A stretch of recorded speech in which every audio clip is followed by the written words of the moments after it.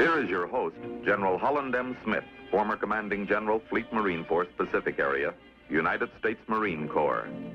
After the fall of Iwo Jima in early 1945, only the capture of Okinawa stood between the Pacific forces and the long-awaited invasion of the enemy home island. By reason of its location, Okinawa dominated the China Sea. Its possession would enable us to sever the enemy garrisons in Southeast Asia and the Philippines from Japan. In addition, it would provide the land mass to accumulate the reserve troops and supplies needed for such an operation. It would provide anchorages for our fleet, and its airfields were within fighter range of the enemy homeland.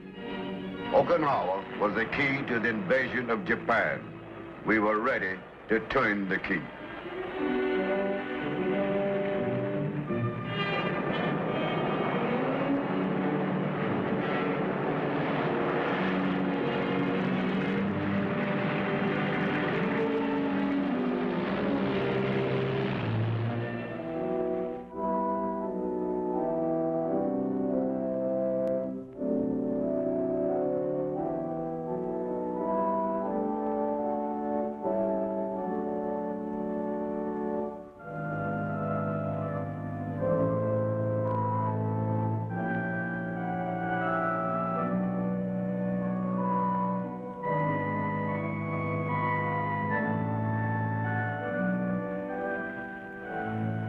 The whoosh of rockets.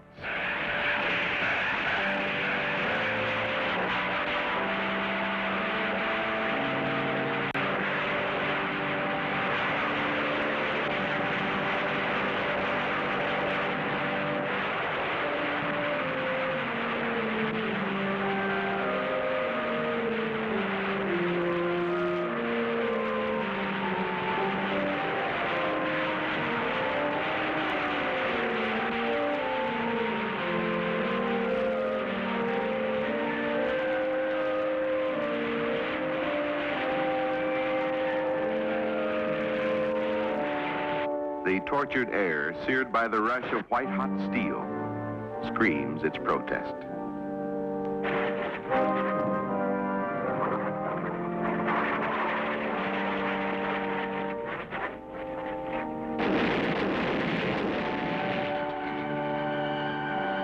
A plane dives toward destiny, disintegrates in explosive agony. Cacophony of violence, strange musical overtone for our services of prayer and worship. Ashore, 115,000 men. Afloat, 154,000 men. All that divides us is ideology, and so we are enemies. All that separates us from mortal struggle is the diminishing elasticity of time. It is Easter Sunday, 1945.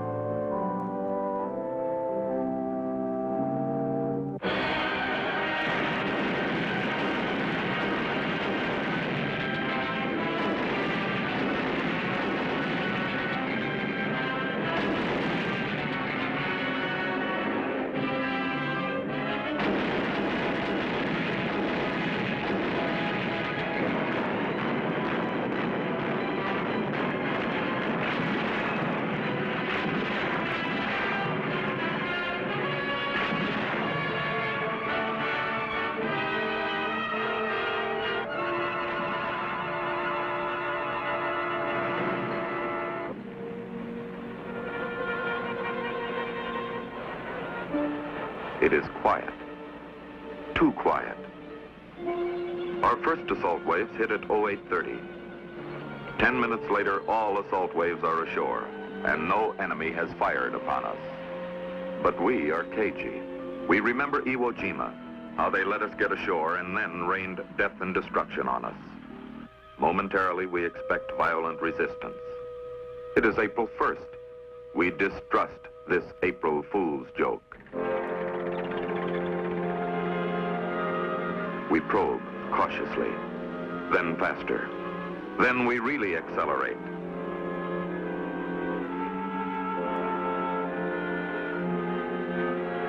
Yontan and Kadena airfields, where we have expected to fight for days, are in our hands by noon.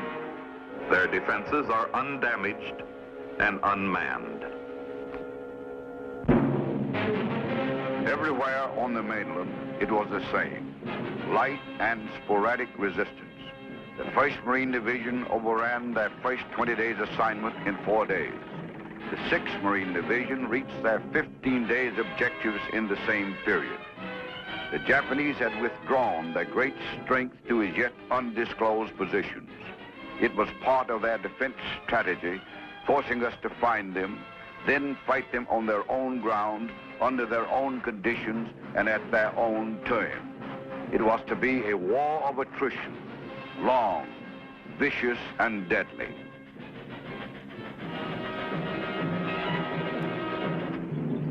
The 6th Marine Division seals off the narrow neck of the Ishikawa Isthmus and pushes north. On D+9, they encounter their first enemy resistance in strength.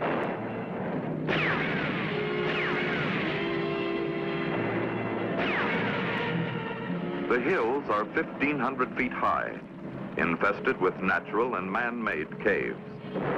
Perpendicular cliffs with natural cover defy penetration. The enemy has chosen well, but this is no coral island which must be overrun in hours. Here, we have time. We bring up concentrations of artillery, additional troops.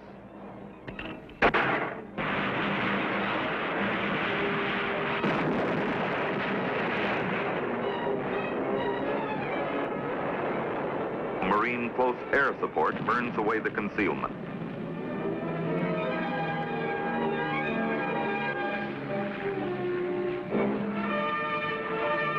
Naval gunfire is damaging to the positions, but does little to reduce enemy personnel.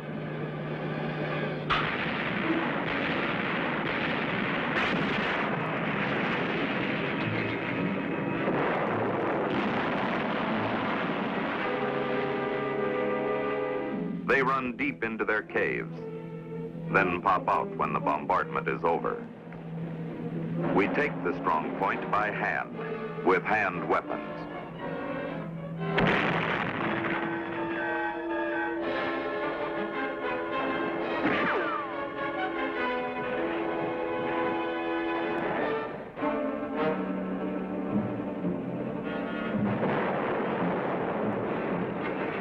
It requires 7 days, but it is done.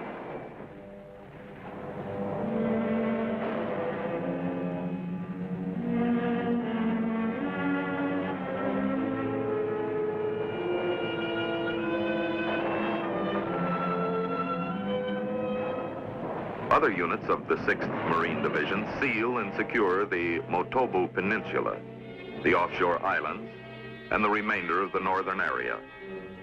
The 1st Marine Division seals and secures its area, including the Kachin Peninsula and offshore islands. In the south, the situation was not so favorable. On D-Day, the 24th Corps had landed on the right, executed a wheeling movement, and for the next 4 days had driven swiftly southward. From D+4 until D+10, enemy resistance had stiffened. From D+11, the 7th and 96th Infantry Divisions, U.S. Army, found themselves face to face with the real Japanese strength on Okinawa. Whereas the drive to the north had been opposed by 3,000 enemy troops, the 24th Corps was fighting almost 100,000. Japanese defense plans for Okinawa were simple, if erroneous. Allow the Americans to get ashore, engage them in a war of attrition while their kamikaze attacks were destroying the American fleet. With our troops thus severed from supply or rescue, the enemy would bring additional troops from the Japanese mainland and decimate our divisions at his leisure.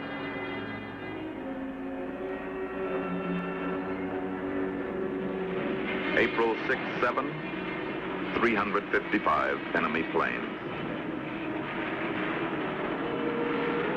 April 12, 13, 185.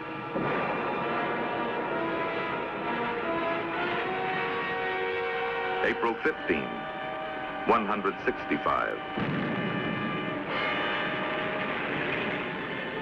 On April 16th, we take inventory. Although no major fighting ship of the Navy has been sunk, several have been severely damaged. 14 others have been sunk, and many times that number have been removed for repairs.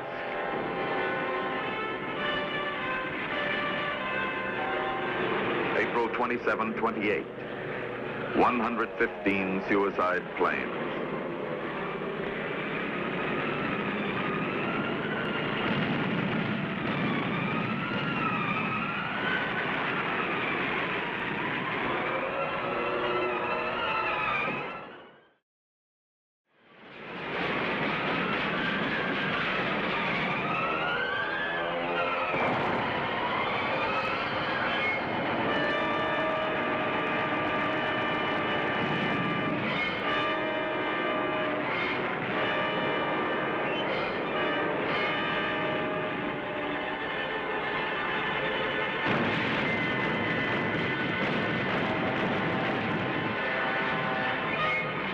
On other days, they send only 20 to 50.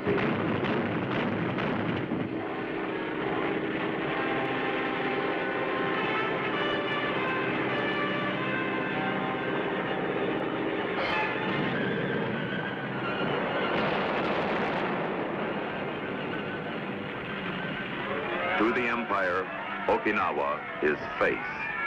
And face must be protected at any price.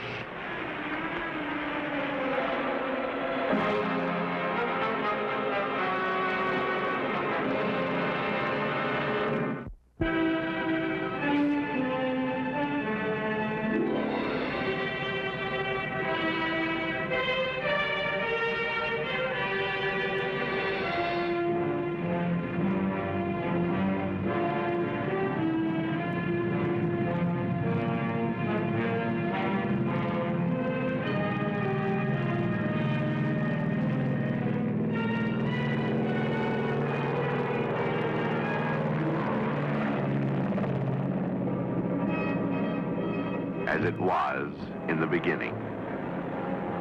Talons of destruction. So shall it be at the ending. Birds of prey. Ripping. Slashing. Destroying.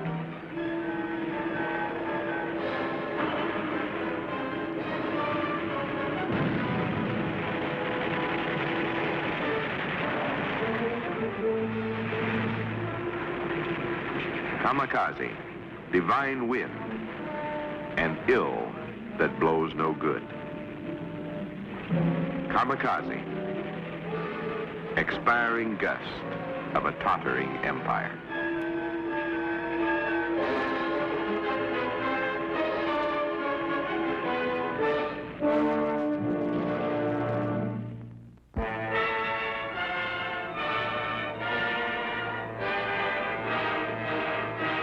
Below lies Naha, ancient and honorable capital of Okinawa. Naha, too, is face.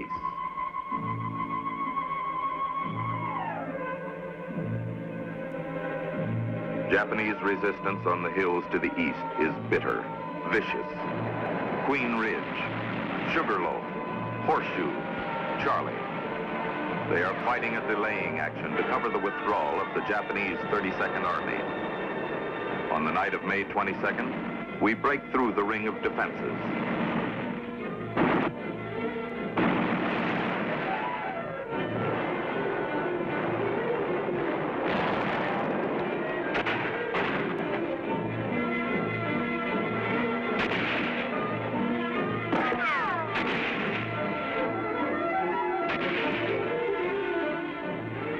On May 27, we enter the city. The face of Naha is somewhat battered.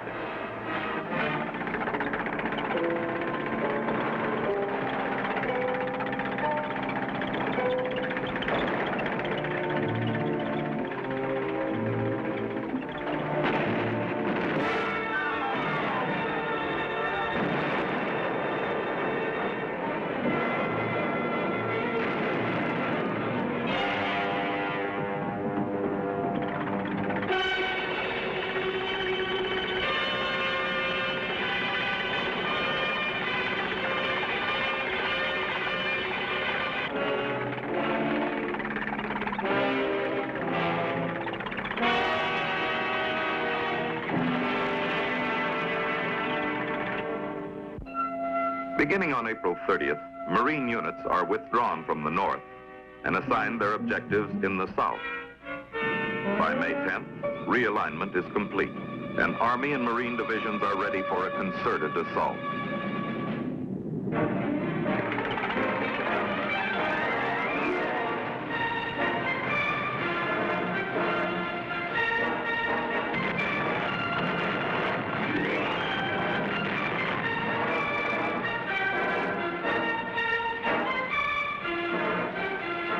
The outlying positions are 2 miles in depth.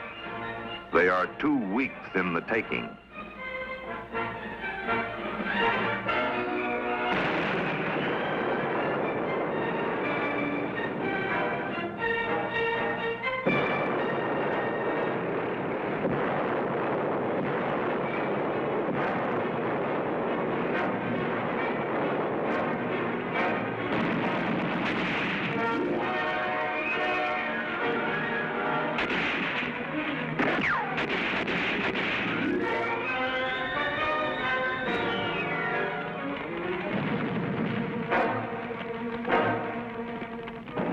Marine pilots fly 600 close support missions in 13 days.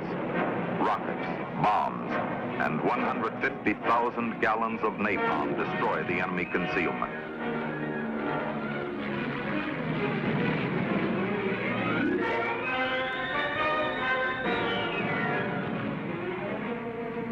When rain turns roads into quagmires, frontline units are resupplied by air. The accepted measure of time from 1 April until 1 May is termed 1 month. Until 1 June, 2 months.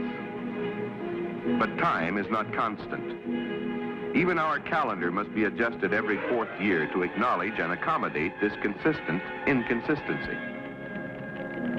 1 second in the inferno has the relative length of an aeon. This is inferno. And as the aeons accumulate, we must transpose the immeasurable into some known quantity of measurement which has a relative timeliness commensurate with our progress. We choose names, names of towns and hills and valleys. Names we can never remember, yet will never forget. Tsuchina, Kokuba, Sukasan, Kanagajuku, Gisuchi, Dakitan, Tomuso, Hanza, Shindawaku. When we run out of Japanese names, we supply our own. Hill 521, Abel, Baker, Charlie, Queen Ridge, Sugarloaf, Horseshoe, Crescent, Half Moon, 71, 54, 67, Hike. Hike. We wish we could. Instead, we crawl and hack and shoot and climb and fall and slip and stumble and slide and dodge and cling and inch. One enemy at a time becomes one cave at a time, which becomes one pocket at a time, which in turn becomes one hill at a time. We keep grinding and whittling and scratching and pushing and shoving and gouging them back toward that last implacable barrier, the sea. Time is measured in names. 20 Kokubas and fatigue mounts. 30 Gisuchis, casualties increase. 40 Kunishis and violence is undiminished. 49 Mizados, and Shuri Castle, the nightmare, the strong point, falls. 70 Nagasukus, and the end is in sight. On the morning of June 21st, Army and Marine units launched the final assault against the 3 remaining pockets of resistance. By 10 a.m., the breakthrough is complete. And now, time reverts to its familiar measurement. 82 days ago, our forces landed on this island. After 82 days of battle, Okinawa is won. As the weary Army and Marine battalions reverse and begin the sweep to wipe out bypassed pockets of resistance in the ground they have just captured, we sense the cracking of Japanese fanaticism. For the first time in 3 years, the enemy responds in number to the appeals of our psychological warfare teams. By June 30th, more than 7,000 have surrendered. More than 100,000 are dead. In comparison, our Marine losses are 30 times less.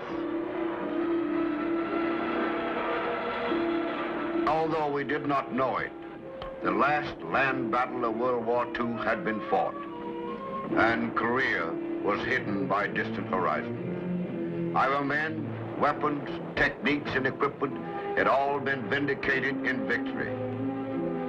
Behind us stretches the 3-year, 3,000-mile corridor. How hurried the beginning. How distant the entrance. How valorous the deeds that leveled a tortuous path.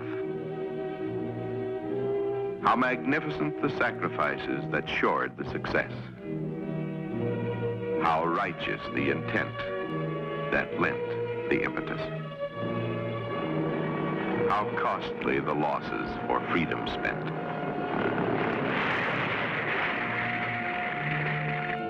How remembered the departed. How honored their memories.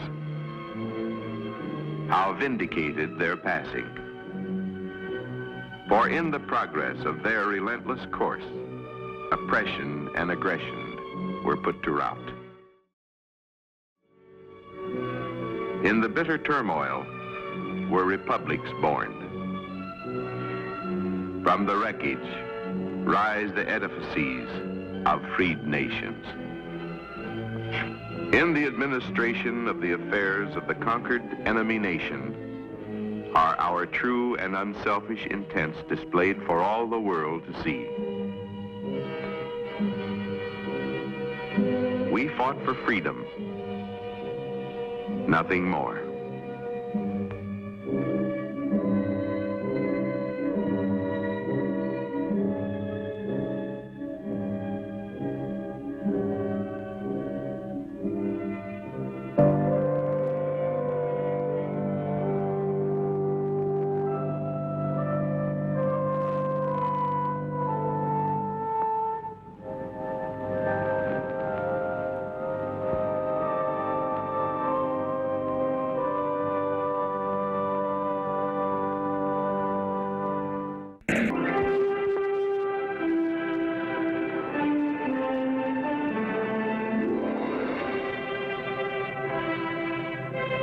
In the presentation of battles and events of World War II, Pacific area, this is brief intermission.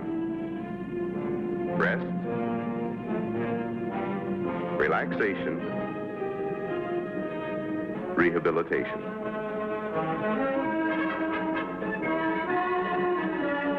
Well earned, it is well enjoyed.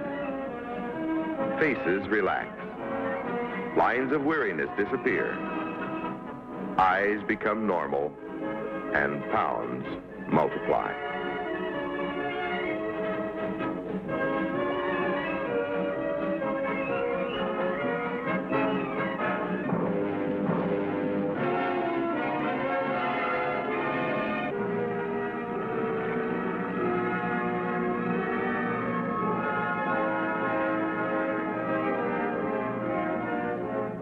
Restrictions are relaxed after the rigors of conflict.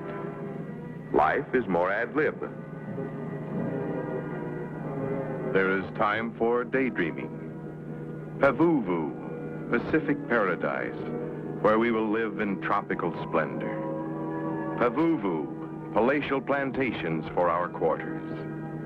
Pavuvu, plenty of proteins, welcome relief from combat rations. Pavuvu.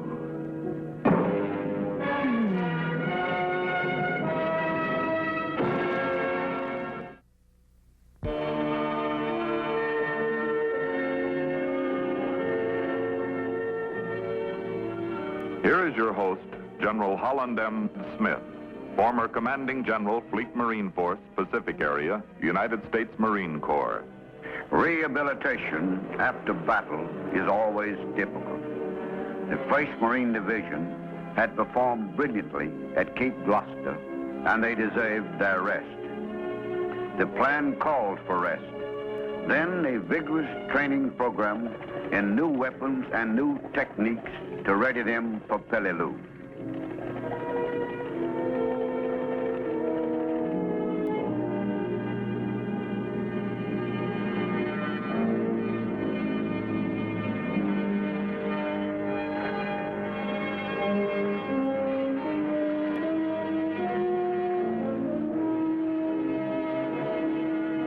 The original orders of the CBs got crossed up somewhere, and when the 1st debarked at Pavuvu, their rest consisted of building roads and camp facilities, disposing of multiple tons of coconuts which had fallen, burning millions of palm fronds, and clearing the neglected plantations. Rations did not improve. The incidence of illness shot up and morale plummeted. To quote the exact words would be inadvisable. Let's just say they weren't happy.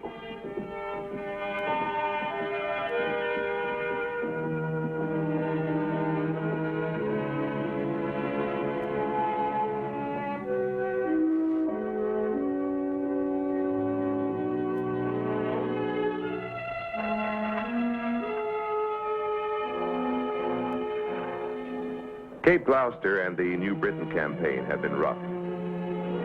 As we reach the rest area, our division is under strength due to battle casualties and disease, much of which was contracted before the Gloucester invasion, but did not make its appearance until after we had landed.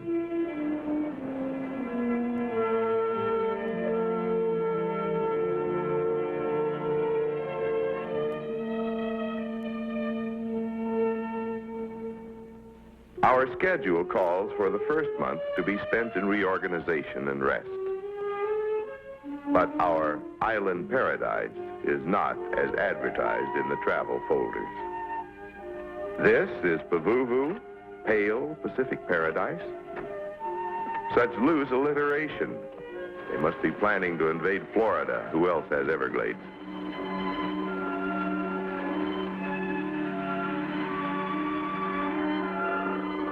This is a palatial plantation. Somebody mangled a metaphor. That wouldn't FHA for $1.60.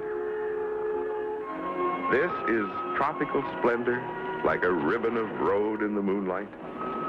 What a sick simile. What a sick bunch of guys. Before we can enjoy our rest, we must work for it.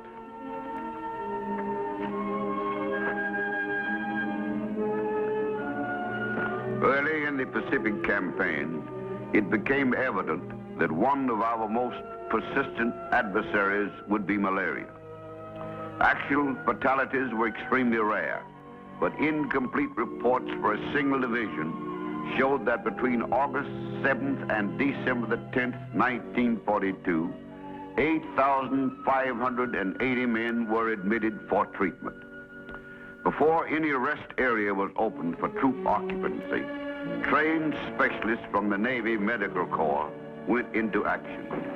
All ponds, stagnant waters, low areas, and other possible breeding places for the Anopheles mosquito were drained, filled, sprayed, or burned.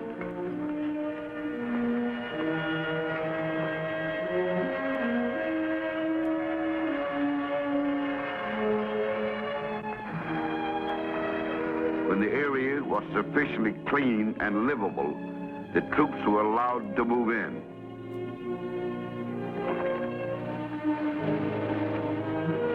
However, in spite of this, it must be truthfully stated that mosquitoes were not exactly unknown to the Marines.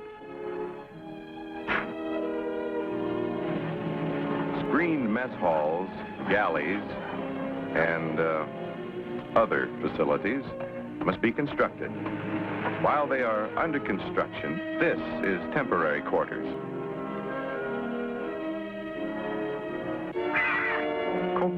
are tiny but ferocious. They fight us for our installations. No holes barred. Watch it. Usually we are victorious.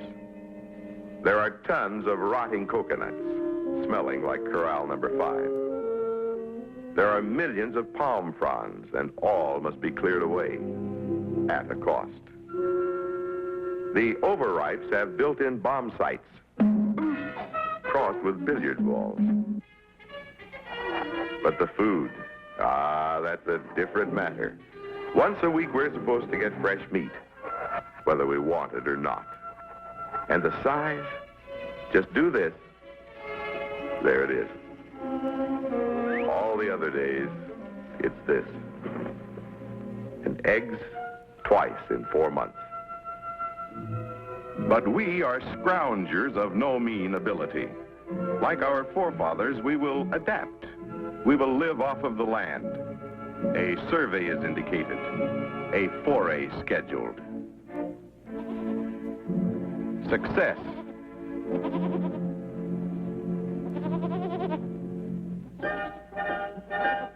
Who could kill this kid?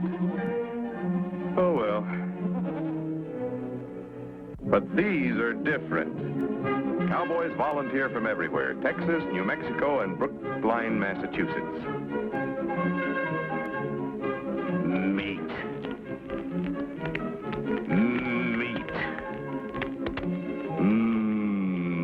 Mighty tasty. Check. Check. Cookie? Double check.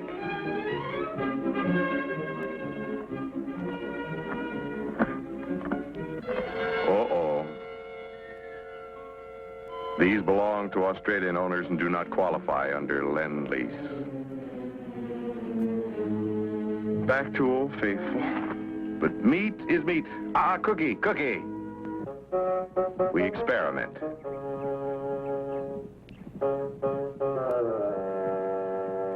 Cookie is hidebound by culinary tradition. Come on, Cookie.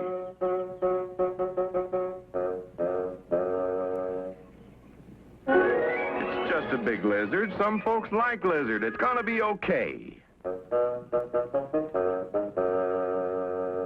We got it made.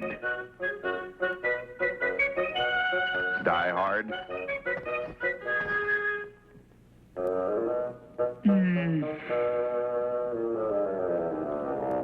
Ooh. I told you.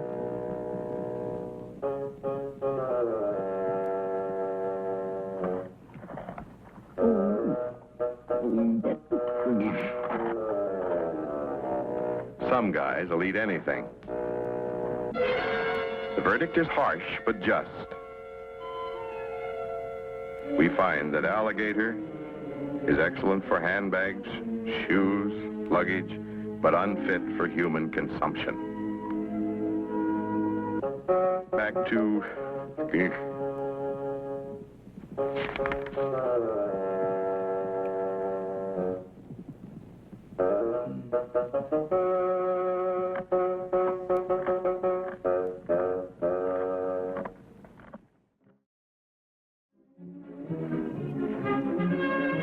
But the battle of supply is not won by timidity.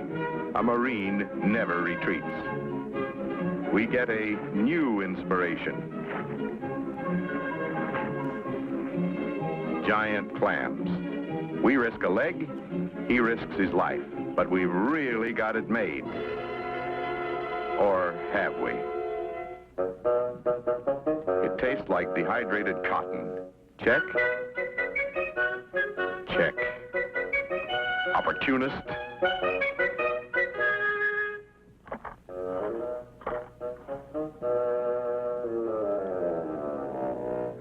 Cookie, that's twice. But ingenuity will out. We toss grenades and TNT into the surf.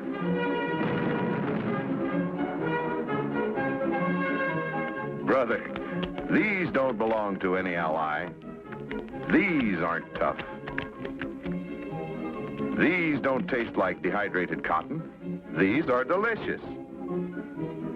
Check. Check. Cookie? Double check. Finally at... Oh, no. Due to injuries received by Marine personnel, detonation of explosives for fishing purposes is hereby forbidden. Rats! Hey, wait a minute. We were just kidding. We aren't that hungry yet.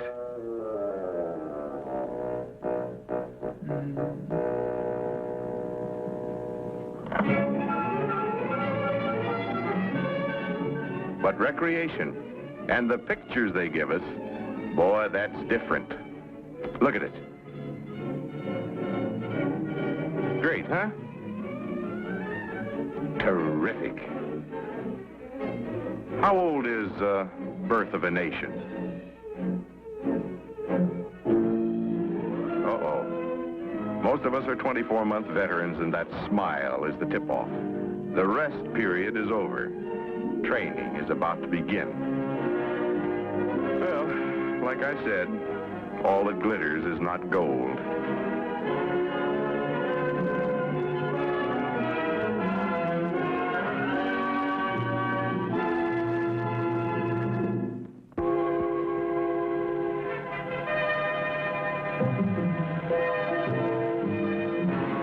On Guadalcanal, the 3rd Marine Division, which had participated in the Bougainville campaign, began its conditioning and training period, which would bring it to peak strength and efficiency for the planned invasion of Cavaying, New Ireland.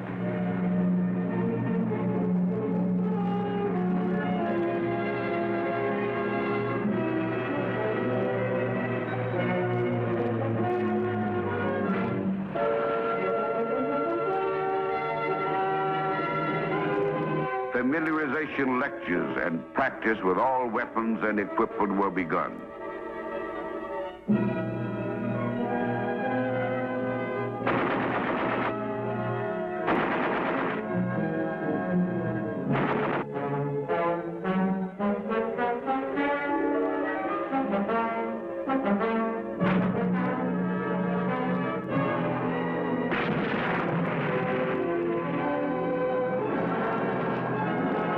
Communications are the heartbeat of battle. We practice installation for such islands as Iwo Jima and Okinawa.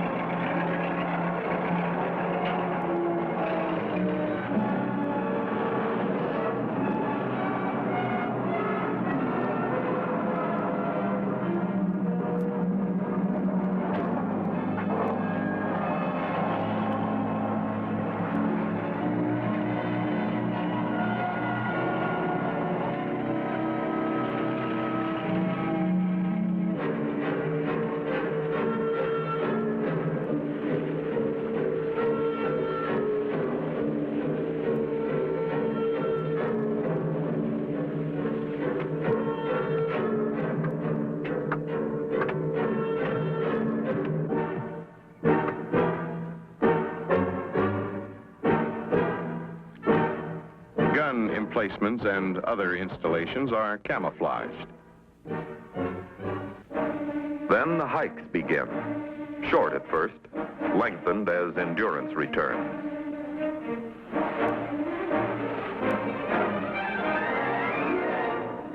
We review and practice tank infantry tactics.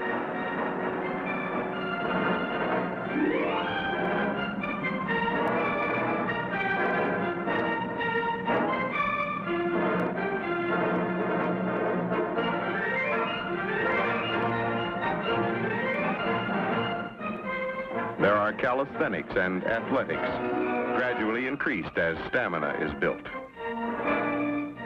An umpire is an umpire is an umpire is an umpire. They're blind anywhere.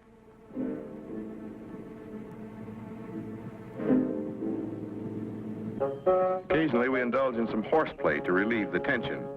Deathless drama begins. Enter the heroes. Likewise, the villain, slightly outnumbered. Enter the victims. dastardly deed is in the offing.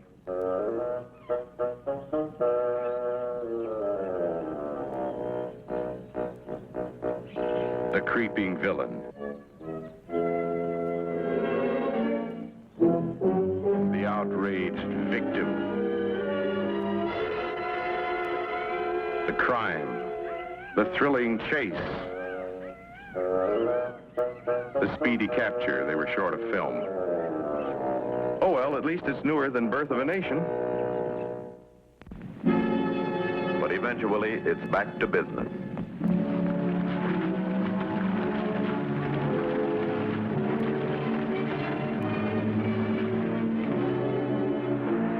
As we whip towards combat efficiency, we learned that our planned objective is Operation Forearm, the capture of Kamikaze on New Ireland.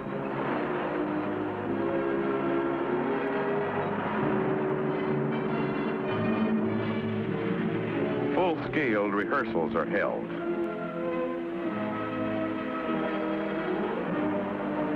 When we are keyed to our highest pitch, ready for the invasion, the parades begin. Spit and polish, just like stateside. Each unit in the division participates in two. We carry individual weapons in the first, but the second displays all equipment utilized by the organization. But there was a sound reason for these parades.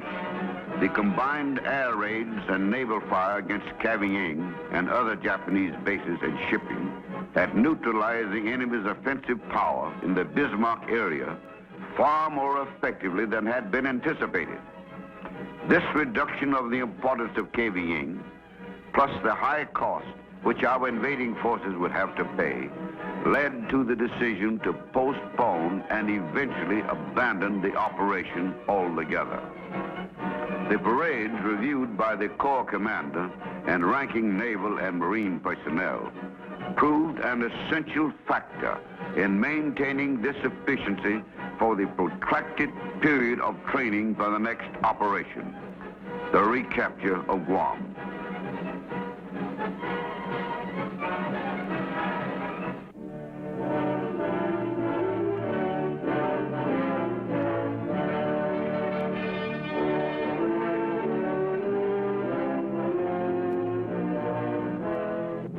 Back on Pavuvu, the 1st Marine Division was whipping into condition under slightly different circumstances. The terrain is too small for us. We maneuver around tents, trucks, mess halls, and other structures. There isn't enough equipment to go round, but we rehearse just as though we had it. We are told it will arrive in time for the invasion, and we will know the basic operations from studying the tech orders. Practice alerts keep us on our toes. We are judged on the elapsed time from the warning until ready.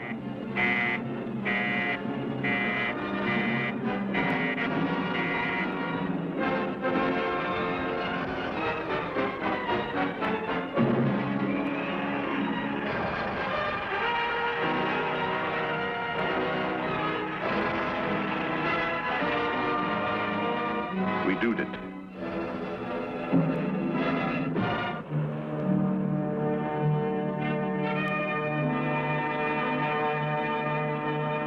Full-scale rehearsal is held on August 27th and 28th, 1944.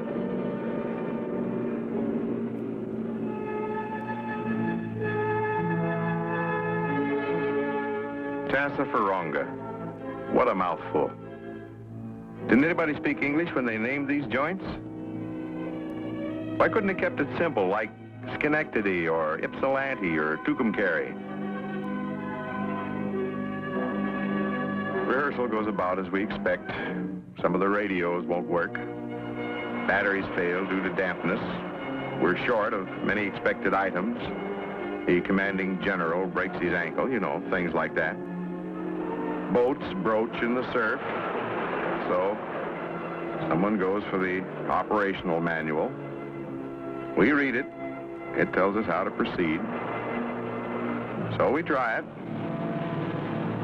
And wonder of wonders, for once they're right. It really works.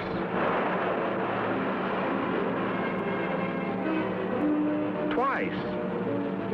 Unbelievable.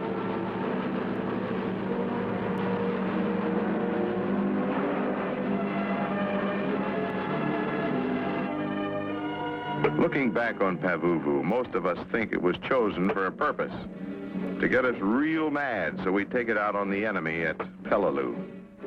But morale is high. We can tell by the way we're griping. And any military man will tell you that griping is a sign of combat readiness. Yes, their morale was high. They had raised it in spite of the blazing sun that painted mahogany on tender skins. Their efficiency was high.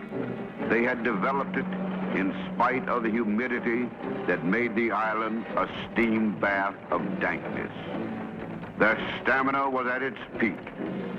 They had built it with incessant hours of toil, hikes, maneuvers, calisthenics. It seems unending, but it is necessary. The sweat of exertion has melted away the salts. Officers and men are physically and mentally lean and fit. Once again, the divisions are ready for battle. They are Marines.